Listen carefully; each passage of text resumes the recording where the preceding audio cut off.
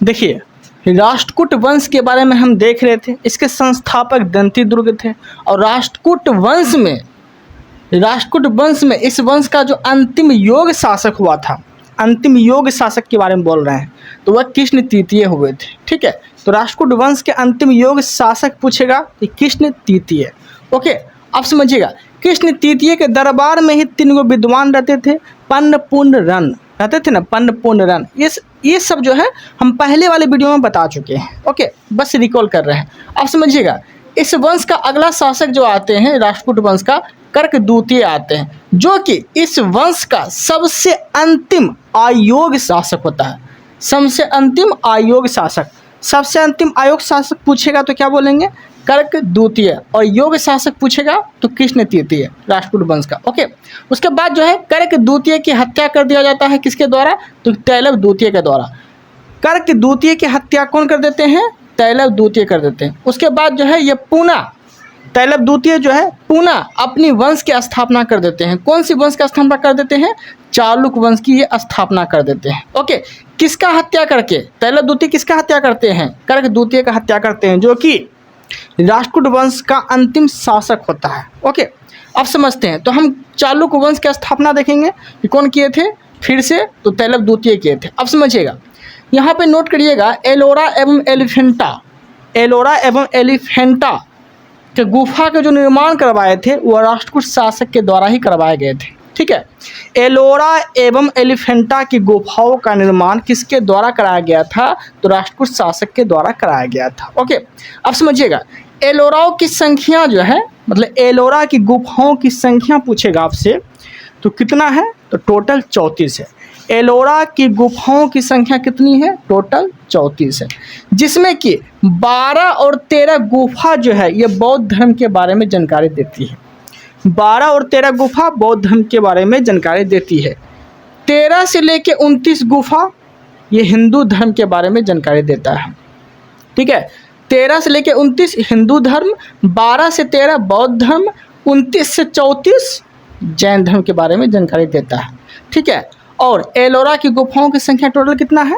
34 है। तो इस तरह से आप याद रख सकते हैं। आप समझिएगा, ये जानकारी कौन दिया था कि इसमें इसकी पूजा होती है, इतना से इतना गुफाओं की संख्या बौद्ध धर्म के बारे में बताता है, ये सब जानकारी कौन वैज्ञानिक दिए थे? कौन से यात्री दिए थे? कौन से यात्री?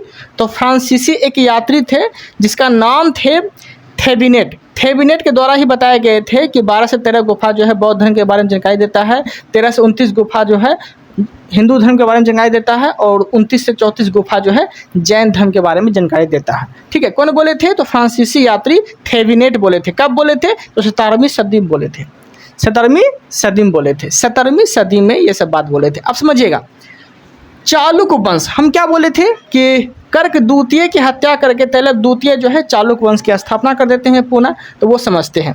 तो चालुक वंश की स्थापना तैलव द्वितीय करते हैं, जो कि संस्थापक होते हैं। राजधानी कहाँ बनाते हैं चालुक वंश का? तो मानखेत। चालुक वंश की राजधानी कहाँ बनाते हैं? मानखेत। ओके, अब समझिएगा, तैलव द्वितीय के बाद कौन आते हैं? सोमेश्वर आते हैं। तैलव द्वितीय के बाद कौन से शासक आते हैं? सोमेश्वर आते हैं। इसने अपनी राजधानी जो है मानखेत ना बना के कहाँ बना दिया पुनः? तो कल्याणी ही बना दिया। ठीक है, मानखेत ना बना के मानखेत से कल्याणी कौन कर दिए थे राजधानी? तो वो कर दिए थे सोमेश्वर, जो कि तैलव द्वितीय के बाद आए थे सोमेश्वर शासक। ठीक है, चालुक वंश में। किस वंश में? चालुक वंश के कल्याणी वंश में। ठीक है, कल्याणी के चालुक वंश के बारे में बोल रहे हैं हम। ओके, आप समझिएगा, देखिए उसके बाद जो है यह चोल शासक राजेंद्र चोल से हार के, मतलब कि सोमेश्वर और चोल शासक राजेंद्र चोल जो थे ये दोनों के बीच युद्ध छिड़ जाता है। युद्ध छिड़ जाने के बाद जो है राजेंद्र चोल जो होते हैं ये सोमेश्वर को पराजित कर देते हैं। किसे पराजित कर देते हैं? सोमेश्वर को पराजित कर देते हैं। कौन? राजेंद्र चोल। उसके बाद जो है सोमेश्वर को आत्मग्लानि होने लगता है कि हम ये शासक से हार गए। उसके बाद ये क्या करते हैं? तो तुंगभद्रा नदी में जाके ये आत्महत्या कर देते हैं, आत्महत्या कर लेते हैं। कौन? सोमेश्वर। तो आपसे क्वेश्चन पूछेगा किससे हार जाने के बाद जो है चालुक्य कल्याणी वंश के शासक ऐसे कौन थे जो आत्महत्या कर लेते हैं? तो क्या बोलेंगे? सोमेश्वर। किस नदी में? तो तुंगभद्रा नदी में। ओके, किससे हारे थे? तो राजेंद्र चोल से हारे थे। यहाँ तक कोई दिक्कत नहीं है। अब समझते हैं आगे। उसके बाद जो है हम देखेंगे, देखिए चालुक्य कल्याणी वंश में सबसे प्रतापी शासक कौन होते हैं? तो विक्रमादित्य 6 होते हैं। विक्रमादित्य 6 होते हैं। चालुक्य कल्याणी वंश में सबसे प्रतापी शासक, सबसे महान शासक विक्रमादित्य 6 होता है। ठीक है, किस वंश का? चालुक्य कल्याणी वंश का। आप समझिएगा, इसके दरबार में 2 विद्वान रहते थे। 2 विद्वान कौन कौन रहते थे? विज्ञानेश्वर और बिल्हन। विज्ञानेश्वर और बिल्हन, विज्ञानेश्वर और बिल्हन 2 विद्वान रहते थे। किसके दरबार में? विक्रमादित्य 6 के दरबार में। विज्ञानेश्वर का बुक पूछ लिया आपसे तो मिताक्षरा। मिताक्षरा के लेखक कौन है? विज्ञानेश्वर। मिताक्षरा के लेखक कौन है? विज्ञानेश्वर। मिताक्षरा के लेखक विज्ञानेश्वर है।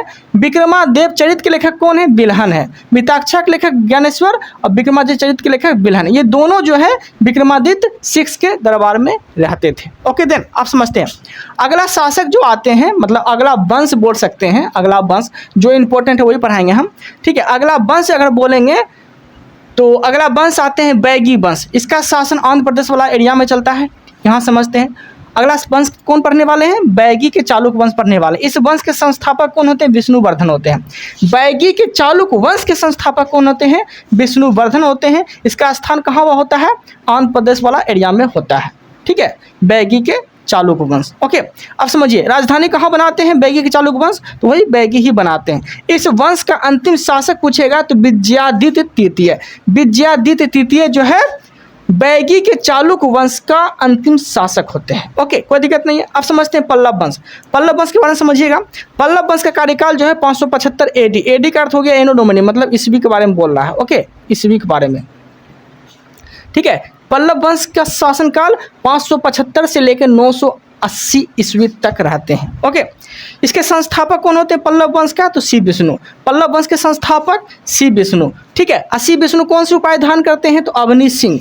अवनी सिंह की उपाधि कौन धारण करते हैं? तो सी विष्णु उपाधि धारण करते हैं। ठीक है, अब समझते हैं सी विष्णु अपनी राजधानी कहाँ बनाए थे? तो कांचीपुरम बनाए थे। तो पल्लव वंश के राजधानी पूछेगा आपसे तो क्या बोलेंगे? कांचीपुरम। पल्लव वंश की राजधानी कांचीपुरम। ओके, कहाँ पड़ता है? तमिलनाडु में पड़ता है। कहाँ पड़ता है? तमिलनाडु में पड़ता है। सांस्कृतिक राजधानी पूछेगा पल्लव वंश का तो याद रखिएगा मामल्लपुरम। सांस्कृतिक राजधानी कहाँ होता है? मामल्लपुरम, पल्लव वंश का। ठीक है, दोनों चीज आपको याद रखना है। इसके दरबार में भरावी नामक विद्वान रहते थे जो कि किताजूनियम एक बुक लिखे थे। तो किताजूनियम बुक के लेखक कौन है? तो वह है भरावी। किताजूनियम बुक के लेखक भरावी किसके दरबार में रहते थे? तो रहते थे सी विष्णु के दरबार में। किसके दरबार में रहते थे? सी विष्णु के दरबार में रहते थे। ओके देन, अब समझते हैं मामल्लपुरम। मामल्लपुरम आदि बराही मंदिर का निर्माण कौन करवाए थे? सी विष्णु करवाए थे, जो कि पल्लव वंश के शासक थे। ओके, मामल्लपुरम आदि बराही मंदिर के निर्माण कौन करवाए थे? सी विष्णु करवाए थे। ठीक है, अगला शासक कौन आते हैं? महेंद्र वर्मन। महेंद्र वर्मन जो है पुलकेशिन द्वितीय से पराजित हो जाते हैं, जो कि किस वंश के शासक थे? तो बतापी के चालुक्य। बतापी के चालुक्य वंश के शासक से कौन हार जाते हैं? तो महेंद्र वर्मन हार जाते हैं। महेंद्र वर्मन प्रथम हार जाते हैं। तो आपसे क्वेश्चन पूछेगा कि महेंद्र वर्मन को कौन से शासक पराजित किए थे? तो पुलकेशिन द्वितीय पराजित किए थे। ओके, जो कि पल्लव वंश के शासक थे महेंद्र वर्मन। और पुलकेशिन द्वितीय किस वंश के शासक थे? तो बतापी के चालुक्य वंश के शासक थे। ओके, इससे ही हार गए थे महेंद्र वर्मन। ओके, कोई दिक्कत नहीं है। यहाँ तक अच्छे समझ में आ गया होगा आप लोग को। इस वीडियो में इतना ही रखते हैं। मिलते हैं हम लोग अगले कंटेंट के साथ, अगले टॉपिक के साथ। जितने भी लोग ये वीडियो देख रहे हैं, जितने भी लोग कैंडिडेट नए हैं, वो चैनल को सब्सक्राइब कर लीजिएगा ताकि आने वाला वीडियो आप तक पहुँच सके। ठीक है, thank you, thanks for watching.